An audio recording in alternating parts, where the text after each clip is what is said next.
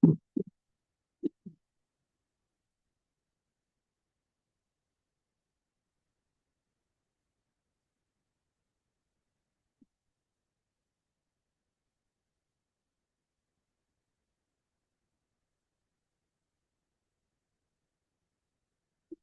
tal? Muy buenas tardes. Les damos la más cordial de la bienvenida a ustedes, nuestros fieles de nuestra parroquia y personas que nos escuchan, a esta transmisión especial de la página de Facebook Parroquia de Santa Catarina de Alejandría en Río Verde, San Luis Potosí, y también a través del canal de YouTube Parroquia de Río Verde. Esta semana iniciamos una serie de programas especiales con motivo del 400 año de la fundación de Río Verde, San Luis Potosí. Se llama el proyecto Semana de Historia y de Fe.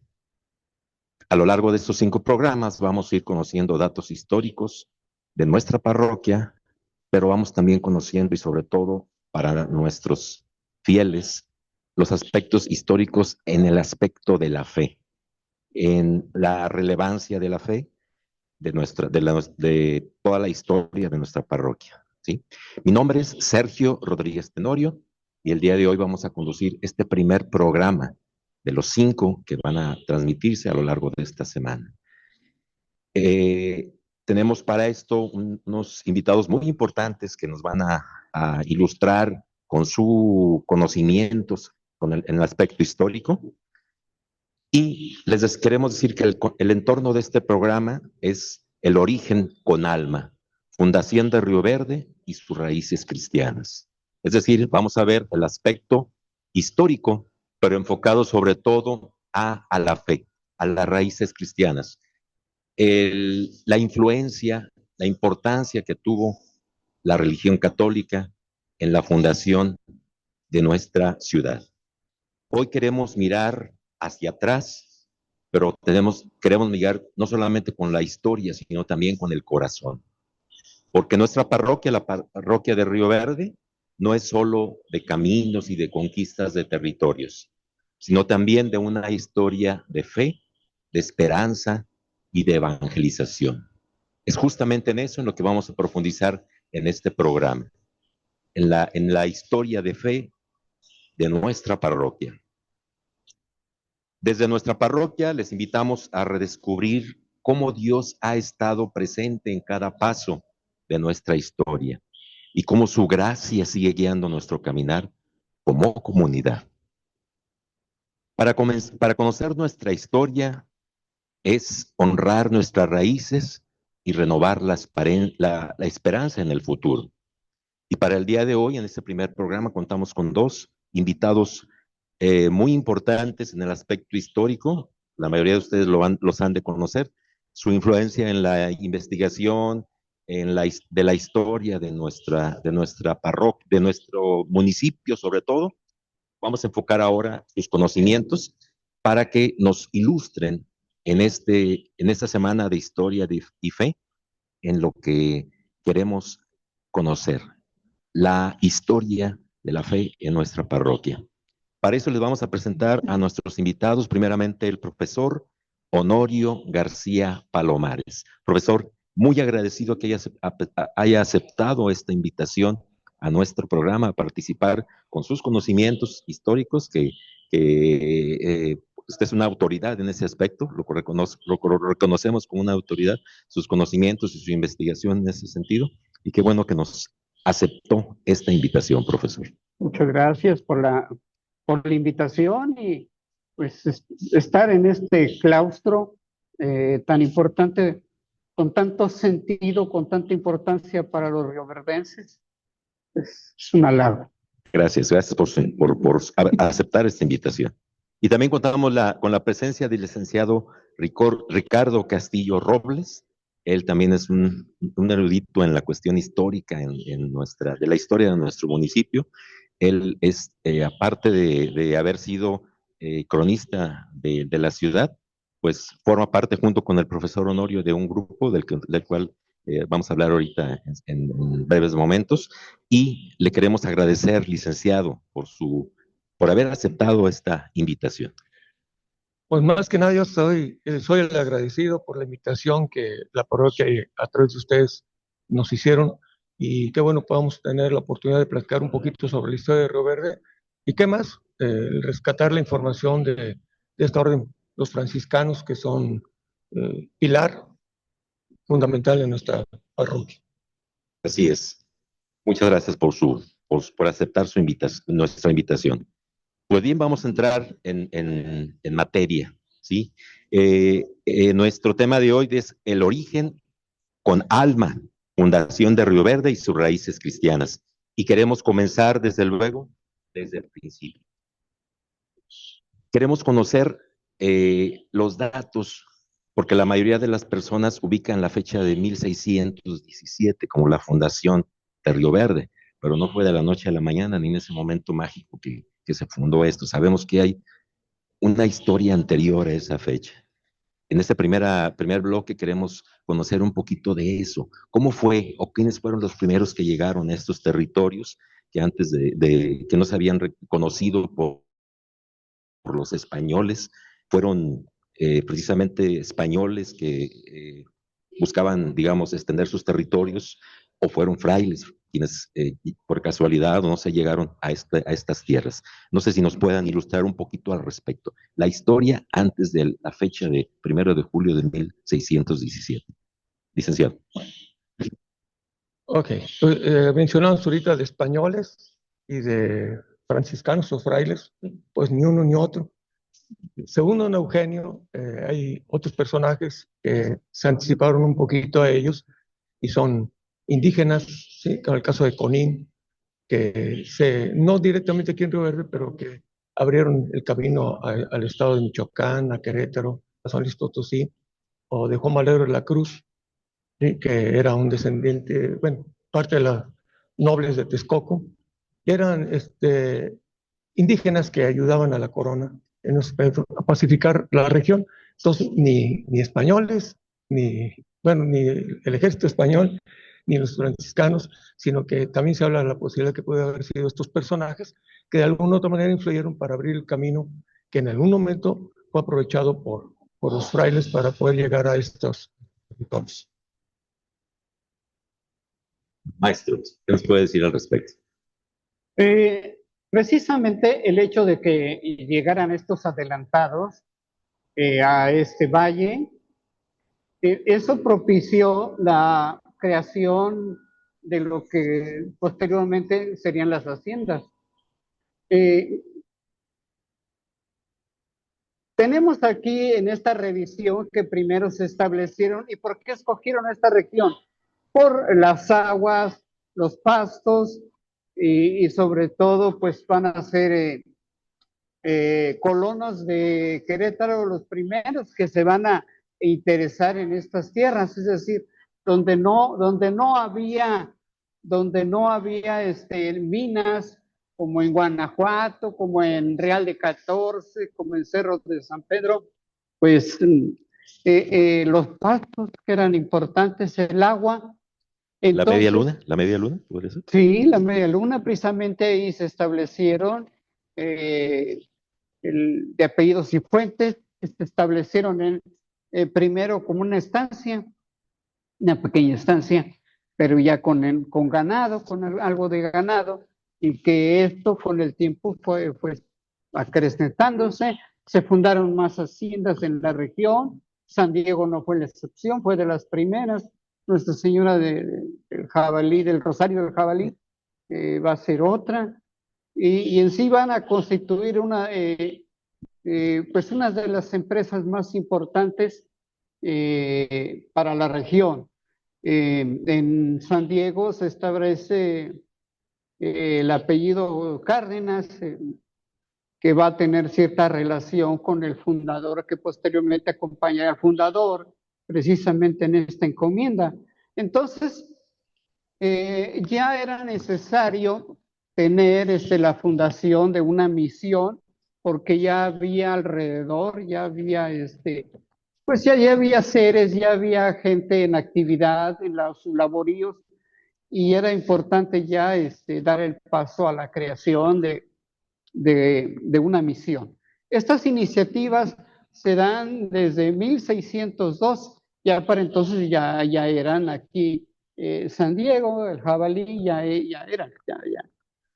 Entonces empiezan la gran obra de pedir autorización a los reyes de España para el establecimiento de la fundación de misiones, no solo de Río Verde, sino alrededor, que también era importante dar ese paso para la fundación de más misiones.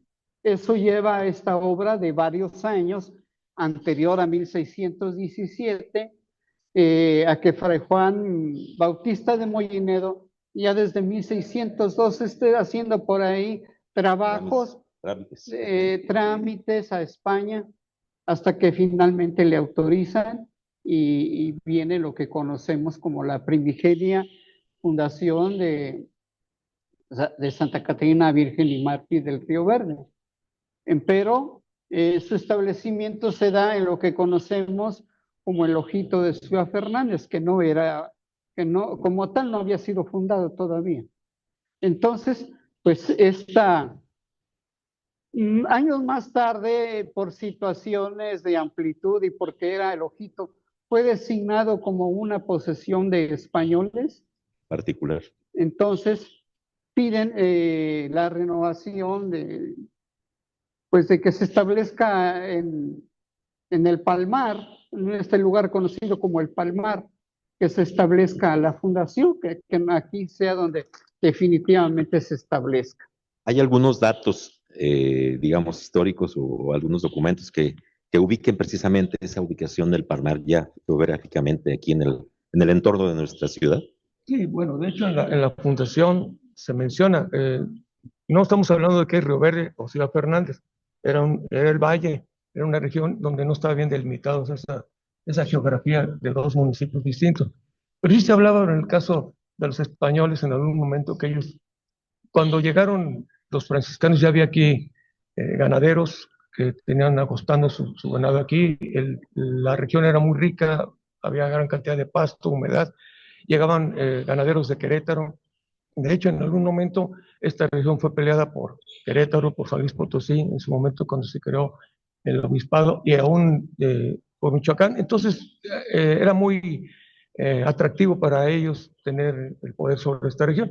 El venirse al Palmar precisamente fue porque los españoles que empezaron a posicionarse del territorio, lo que ahora conocemos como Ciudad Fernández, pues obligó en algún momento a los pueblos indígenas que se trasladaron al Palmar.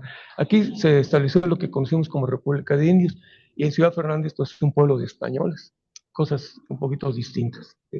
Y los primeros misioneros antes de la fundación llegaron de Michoacán, estaban diciendo, fueron enviados de Michoacán. Ellos tenían en Jichú, Guanajuato, ahí estaba es una especie de dependencia, tiene su nombre. ¿Cómo se llama esta subordinación que se deja para que se puedan extender la labor misionera? Michoacán era muy grande en extensión, la provincia de San Pablo y San Pedro y San Pablo de Michoacán, muy grande, muy extensa, y desde su conexión vía Jichú, desde ahí establece con un hombre que pues no llegó siendo sacerdote, sino aquí acrecentó su vocación y su aprendizaje, Fray Juan Bautista de Molinedo,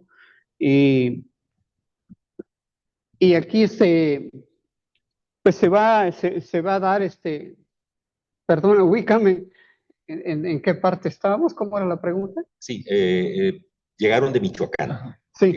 Fueron enviados más bien como misioneros. Fueron enviados de Michoacán y desde vía Jichú, desde ahí inician la travesía, y aquellos frailes misioneros franciscanos, pues como lo describen las imágenes de los misioneros, una orden humilde, realmente pues con una vestimenta muy sencilla, con guaraches o descalzo, según con su morral. Morral con esquite y cruzando las serranías y todo variando. El agua es todo lo que traían como. vadeando el río, llegan a fundar, a establecerse a donde conocemos como el Ojito de Agua. Ese lugar que conocemos primigeniamente como el Ojito de Agua y que posteriormente aquí, en lo que sería una república de indios, se van a establecer. La custodia, al cabo de 3 años después, la misión logra convertirse en custodia 3 años posteriores a su fundación. Es decir, primero fue misión, fundada como Sí. misión. De Santa Catarina. El acta que tenemos aquí en el archivo de la parroquia es de la fundación de la misión o de la custodia. De la misión. De la misión. De la misión. 3 años más tarde está la fundación de la custodia, que significa dar un poder a este lugar como custodia para que inspeccione las demás misiones que serían en este caso San Antonio de las Lagunillas, Nuestra Señora de la Presentación de Pinihuán, el lugar la de Jesús Gamotes, posteriormente. Pues hay una gran cantidad de misiones. Sí, hay 17 misiones. A lo largo, sí, hay una gran cantidad de misiones. Todas, bueno, en el papel todas estuvieron con las mismas fechas. Yo creo que primero las fundaron, después levantaron las actas, como luego ocurre aquí en la burocracia. Pero bueno, había que aclarar, no todos los frailes tenían la misión de fundar misiones. Sí, había algunos que venían adelantados para evangelizar, y solo algunos en particular, como el caso de Juan Bautista Moinedo, él sí tenía la autoridad o logró la autorización para fundar la misión. Entonces, por eso hay adelantados personas desde muchos años antes que estuvieron caminando por esta región para conocer el territorio. De hecho, el venir y bautizar o evangelizar a los aborígenes, pues suponemos que entregaban algún reporte a sus autoridades y esa información iba a parar al virreinato para que posteriormente llegaran otros avanzados. La custodia de Santa Catarina de Alejandría del Río Verde abarcó, tengo entendido, que no solamente el estado de San Luis Potosí, fue muy amplia. Tengo entendido que abarcó partes de los estados vecinos, ¿es así?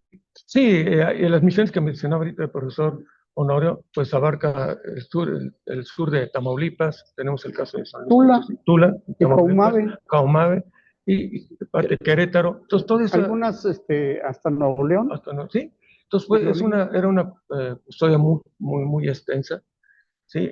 Quizás en esa época todavía no tenían bien definido el tamaño, no estaba bien, el territorio bien geográficamente bien delimitado, pero esas distancias, pues, llegar hasta el sur de Tamaulipas o llegar hasta parte de Querétaro, pues nos habla de la gran extensión de esta custodia. Como misión franciscana, bueno, tenemos aquí los vestigios de lo que pudo haber sido su claustro o quizás su templo primitivo. Existe ahora el templo parroquial, fue construido posteriormente, pero como misión franciscana, podemos hablar que, como todas las misiones franciscanas, tuvo aquí su cruz atrial, que así se le llama a lo que da identidad que sea una custodia, una misión, perdón, de misioneros, en este caso franciscanos. Pues sí, bueno, lo tenemos ahí frente a lo que es el atrio del templo, que en un momento fue cementerio, tenía precisamente una cruz atrial. Sí, y bueno, era, como dices, un símbolo, algo representativo del centro, sí, y bueno, a un costado, donde estamos quizás, no es el primer templo, este es el segundo templo, pues estamos hablando de que a lo mejor aquí estaba el convento, que en algún momento llegó a tener, no sé, habla de que 10 hasta 13 o 12 frailes alojados en este convento, pero sí, lo representativo de la cruz atrial como símbolo de... ¿Qué momento se perdió? No, pues a lo mejor cuando removieron el cementerio después de la orden del rey de España en 1804, que piden que el cementerio salga a extramuros y se adquiere el terreno que conocemos allá por la calle de Reyes, y que a partir de 1810 ya empezaron a sepultar los primeros cuerpos allá en ese cementerio, pues fue desapareciendo aquí hasta que definitivamente desaparece. Todavía por ahí había comentarios que cuando se hicieron los trabajos de de instalación de lo que era la red de agua potable en los años 60, pues ahí de repente aparecían por ahí algunos huesos que pudieran haber sido de esa época. Pues To- como Toda la manzana pertenecía a la parroquia. había huertas, tengo entendido, El huerto del huertos, convento, sí, lo que es ahora el mercado. lo que es ahora el mercado y lo que son la calle Colón, sí, en algún momento, bueno, la declaración de los bienes nacionales en la época De la de Reforma. la reforma con Benito Juárez, pues hizo que esos terrenos se perdieran, pasaron a manos de particulares y en algún momento el gobierno pues regresó parte de esta posesión. Pues bueno, aquí estamos a espaldas de un mural que representa muy bien la obra evangelizadora de estos frailes franciscanos. Cada piedra del trabajo que vemos aquí fue colocada en la historia. Hubo manos que trabajaron y corazones que oraron, porque detrás de ese trabajo había fe, había corazones que ofrecían su trabajo a servicio de Dios. Y de esa forma fue como nació Río Verde, con esa esperanza, pero también con la cruz al frente, es decir, viendo siempre, dirigiendo sus miradas hacia Dios, hacia su fe. Cuando se funda una ciudad con el Evangelio, como nuestra ciudad, y con el corazón, su trazo se vuelve sagrado. Calles que llevan al templo, campanas, al rato lo vamos a escuchar, que marcan el día a día, el cotidiano movimiento y trabajos de sus habitantes, y santos también, a los que el pueblo, por los cuales interceden a las personas que necesitan que tienen alguna necesidad. En nuestra parroquia, en nuestra ciudad, ¿cuáles fueron los primeros signos visibles de la iglesia en Río Verde? Es decir, los templos parroquiales sí, pero cómo se empezaron a construir fuera del templo, es decir, fuera del templo parroquial, algunas otros tipos de capillas o lugares de oración para los fieles católicos. Pues primero digamos que hubo las cofradías, que precisamente no que tuvieran una construcción, una ermita, sino como estaban aquí próximas. Hablo las que están hacia el norte, como Los Ángeles, el barrio de Los Ángeles, como la cofradía.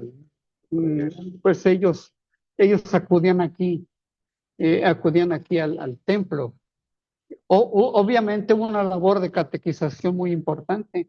Después la enseñanza de laboríos, Oficios. de los oficios, y hay grandes figuras aquí en esta obra misionera, y no solamente en esa obra, digamos, tan exclusiva o tan referente a la prédica religiosa. Hay un personaje, bueno, hay varios personajes dentro de esta iglesia que podemos mencionar hacia 1805, con la llegada de Fray Manuel Martínez de Navarrete. Este hombre era un consagrado poeta de las Árcades, que fue un grupo cultural que se había fundado en la Ciudad de México. Entonces, ahí él empezó a tener preponderancia por sus trabajos, que únicamente signaba con sus iniciales. Este hombre había nacido en Zamora, Michoacán, y había tenido algunos desempeños en la Virgen del Pueblito, en Querétaro, en varios lugares. Llega aquí a Río Verde en 1805, y con toda la sencillez franciscana a la que es llamado, pues él se dedicó por entero. Lo describen como un hombre blanco, de ojos azules, alto, y que va a ser cambiado en 1807, va a ser cambiado a Tula. a Tula, y es ahí donde el obispo de Monterrey, de Nuevo León, lo sugiere que sea llevado pues a encargarse ya de un lugar ya propiamente como, pues, como el todavía en ese entonces pues todavía eran las misiones las que prevalecían hacia ese tiempo. Entonces él es cambiado a otro lugar y muy joven, apenas sobrepasaba los 40 años cuando él muere de gangrena. Sí, bueno, parte de ese rescate de la memoria histórica de los franciscanos es que se elaboró este mural a cargo del maestro Manuel Puentes Aguilar, tratando precisamente de rescatar esa memoria histórica olvidada de esta orden franciscana, donde nos muestra, pues, ahora sí, su labor titánica de venir aquí a auxiliar a los aborígenes, hablamos ahorita de oficios, les enseñaron a cultivar la tierra y a defenderlos, sobre todo la defensa, sí, de las invasiones del territorio. Darles la dignidad humana. Claro, trato, y tenemos el caso de Herram, del padre Herram, que defendió a capa y espada la dignidad de esos pueblos indígenas. Martín de Herrán. No, Martín de Herrán. De hecho, tenemos una colonia acá en La Morita, que en una calle lleva su nombre. Precisamente él peleó para que se le respetara al aborigen como ser humano, sí, y durante mucho tiempo pugnó con los asentados, con los terratenientes del lugar, porque invadían las tierras de cultivo, porque los animales, el ganado destruía los cultivos de los indígenas, y bueno, fue una labor titánica. Esa es la intención de este mural, rescatar esa. De hecho, al final, en cierre, se habla que esa fue la intención, el rescatar la memoria histórica de este grupo, que en algún momento ha sido olvidado por la sociedad. Fray Martín de Herrán va a ser un personaje también importante porque hace un rescate de los documentos de la fundación de las misiones que no se localizaban, no se encontraban, y entonces a él cubre una etapa aquí de unas 3, 4 décadas. Es bastante prolongado. Entonces a él se le comisiona de que restituya toda esa memoria por escrito de la fundación de todas las misiones allá por 1680.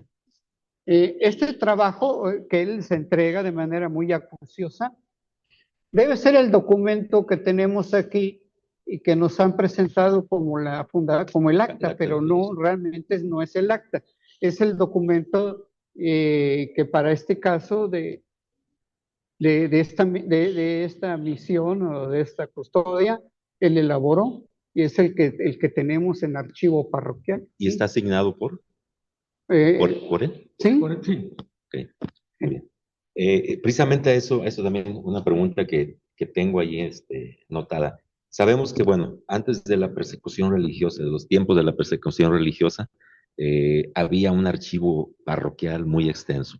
Y tengo entendido que mucho del contenido de ese archivo fue destruido, quemado, o no sé qué se le hicieron. Pero justamente esa acta que ustedes mencionan fue uno de los documentos que se rescataron, que se lograron rescatar. ¿Fue alguna labor de alguna persona que conoció la importancia de ese documento y lo resguardó?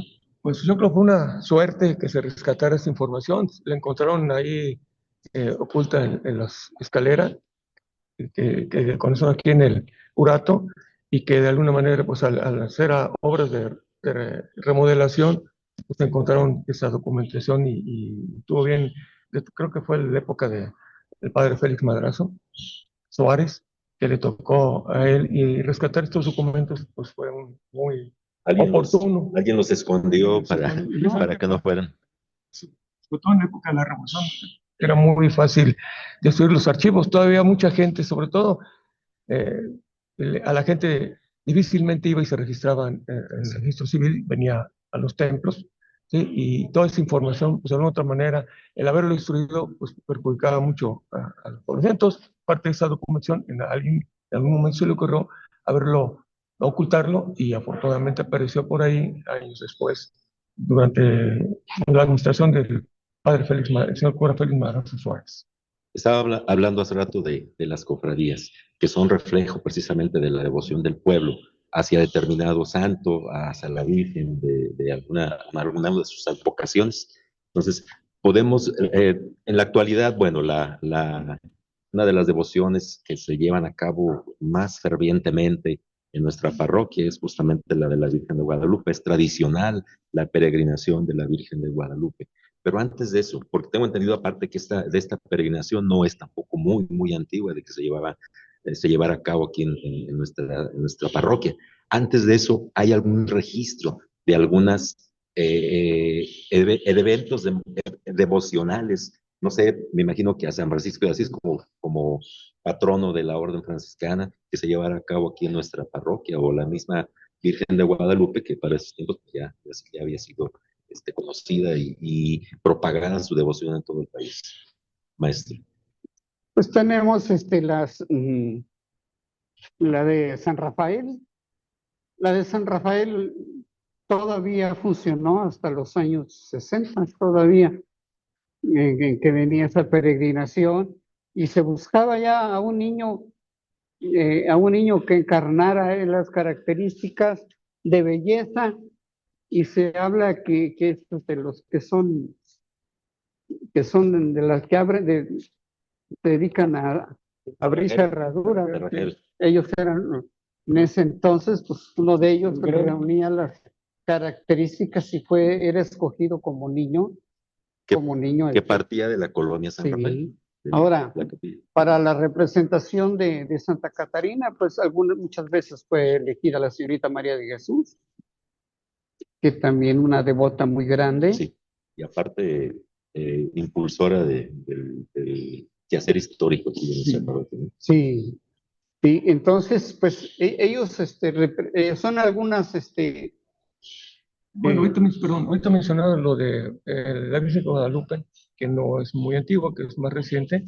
Yo tengo entendido que ahí tuvo que ver mucho con Isidoro Rodríguez, que fueron los que impulsaron y a promover lo que era la peregrinación, la versión, no sé, en los años, no tengo presente, pero debe ser 40 o 50, no es muy antigua, y él son los promotores de la peregrinación del 12 de diciembre. Y ahora es uno de los eventos más que congrega más fieles en nuestra parroquia.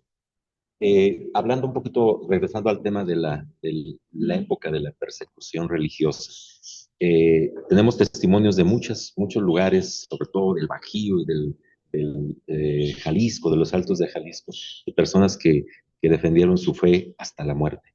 Tenemos aquí por algunos testimonios de personas, algunas cosas que han quedado escritas. Tenemos mucho de esos testimonios de personas que defendieron su fe, quizás no al martirio, al nivel del martirio, pero que defendieron a los padres, que defendieron los objetos sagrados que se tenían, que defendieron la Eucaristía durante ese tiempo de la persecución religiosa.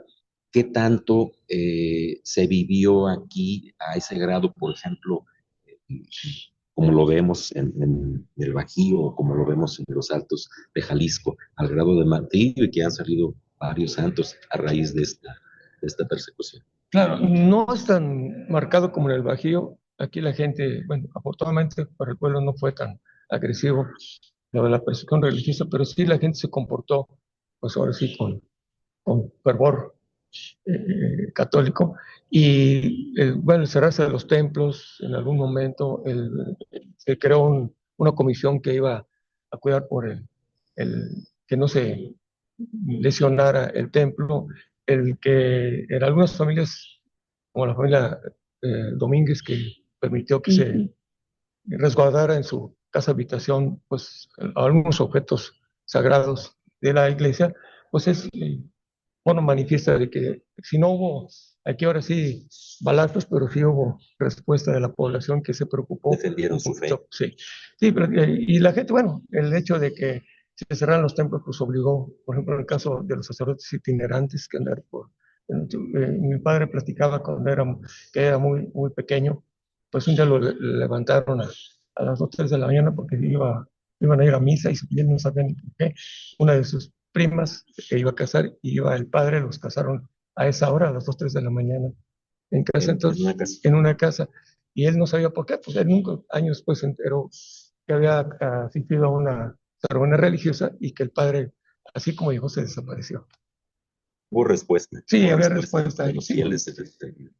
yo creo que, bueno, a lo mejor no tendremos, como repito, lo que pasó en el Bajío, pero aquí también hubo fe, ¿sí? Que estuvo manifiesto en la población. Muy bien. Vamos a pasar a otro de los bloques. Es la herencia viva, nuestra fe hoy.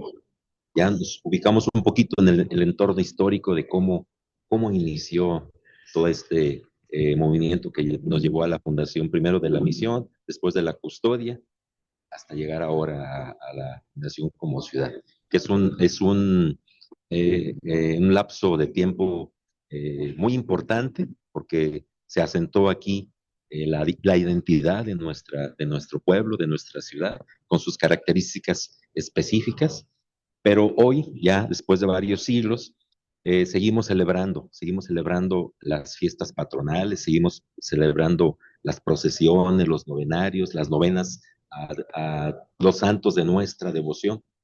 Esas tradiciones que si bien no son propiamente de folclore, sino de religiosidad popular, tienen una memoria viva en todos los creyentes. ¿Qué elementos de esa fe fundacional creen ustedes que aún están presentes en la vida de los rioverdenses en la actualidad?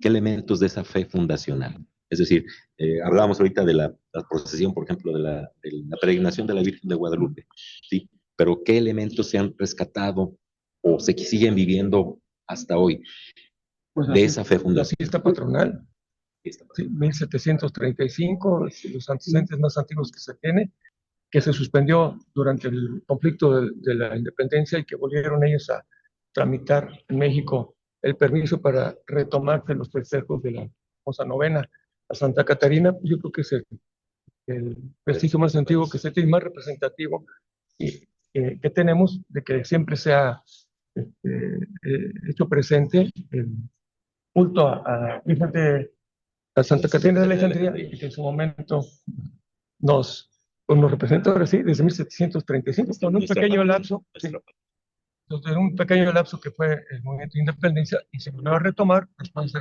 1811.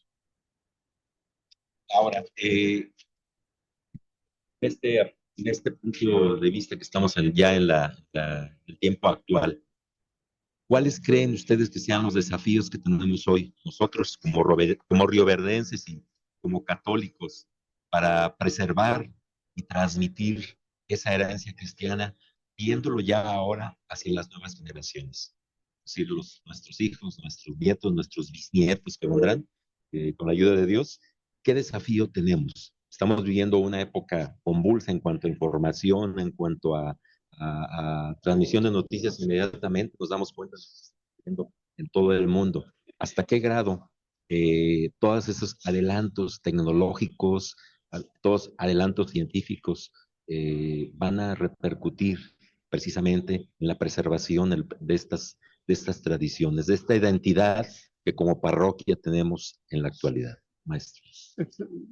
Yo creo que se requiere una nueva catequesis, ¿no? Es decir, mayor acercamiento, sobre todo con los jóvenes, con las familias, esa labor de convocatoria que debe permear, sobre todo porque pues, esto nos ha hecho a los rioverdenses, esto ha hecho, esta, la existencia de esta iglesia en la que todos hemos convergido alguna vez desde nuestros ancestros, nuestras familias los congregó de alguna manera, fueron congregados a los ritos, al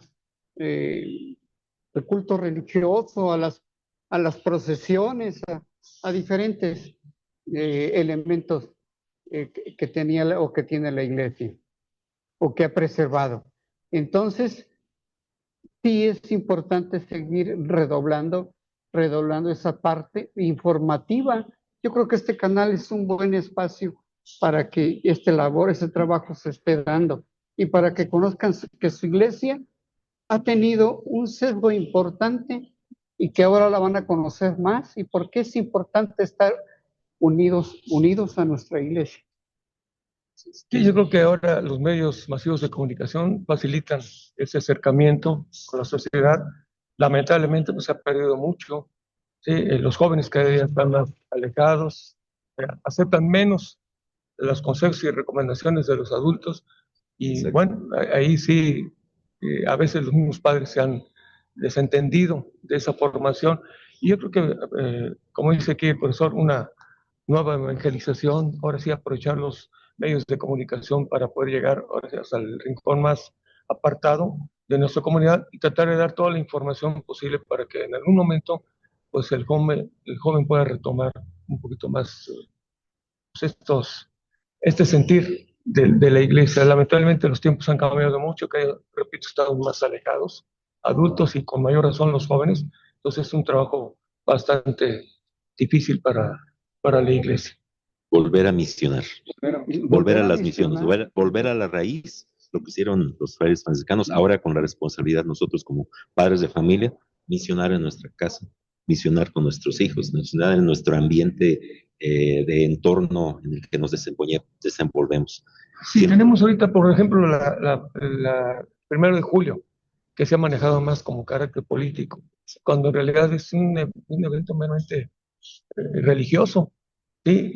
Y sin embargo, pues las autoridades lo toman como propios, ¿sí? Desplazando, quizás yo no sé hasta qué punto no se le toma en cuenta a la iglesia cuando es un evento meramente religioso. Sí, yo he pugnado mucho porque se celebre otra fecha, como es el caso de enero 1606, cuando hay el reparto de tierras, cuando se crea el fondo legal de este territorio. Eso puede ser la fundación civil, y no confundir una cosa con la otra.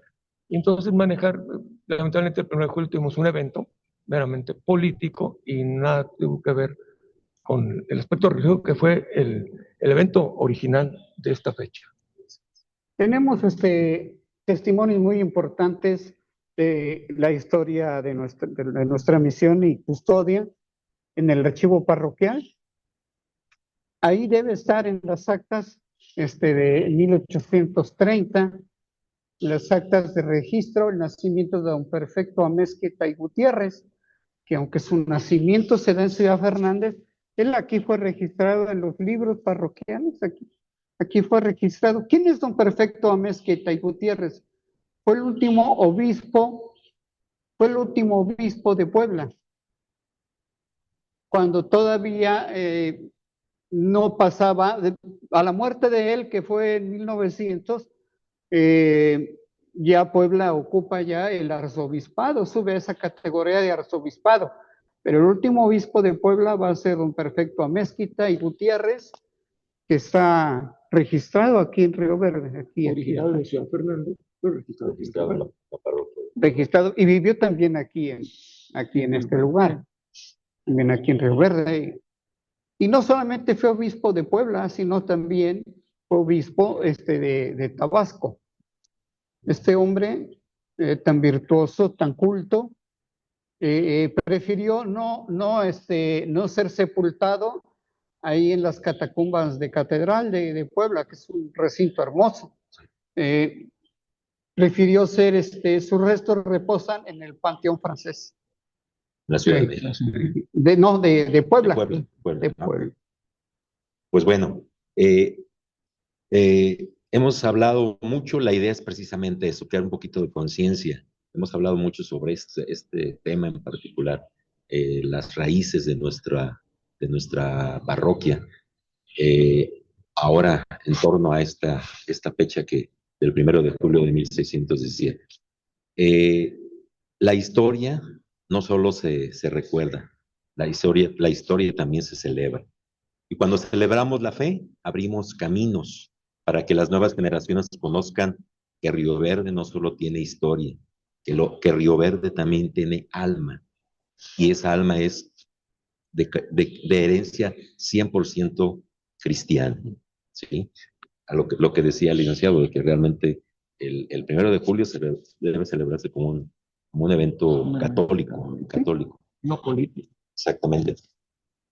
Agradecemos de todo corazón esta invitación, esta aceptación a esta invitación que hemos hecho. Eh, Profesor, licenciado, mis respetos para ustedes, la labor que ustedes están desarrollando en la investigación y en la preservación del patrimonio histórico es digna de ser reconocida. Me decían que ustedes forman parte de una asociación, ¿es así?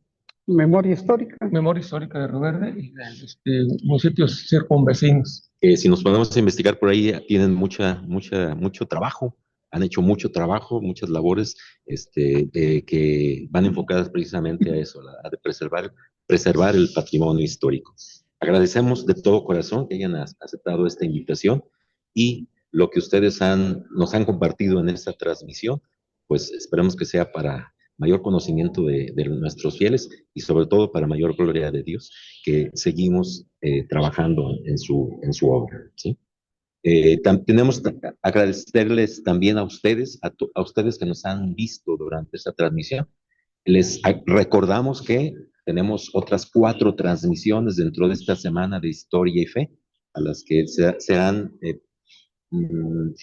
por parte de los canales de YouTube de nuestra parroquia y la página de Facebook de nuestra parroquia serán transmitidas en los días sucesivos. Queremos que estén al pendiente de estas transmisiones para que conozcamos más, para que vivamos más nuestra fe y para que reconozcamos la importancia del papel evangelizador de la Iglesia en lo que hoy conocemos como nuestra parroquia. Nos vemos entonces en los próximos episodios de esta transmisión de Semana de Fe e Historia y les pedimos que sigan las transmisiones y pedimos también la intercesión de nuestra santa patrona, Santa Catarina de Alejandría. Santa Catarina de Alejandría ruega por nosotros.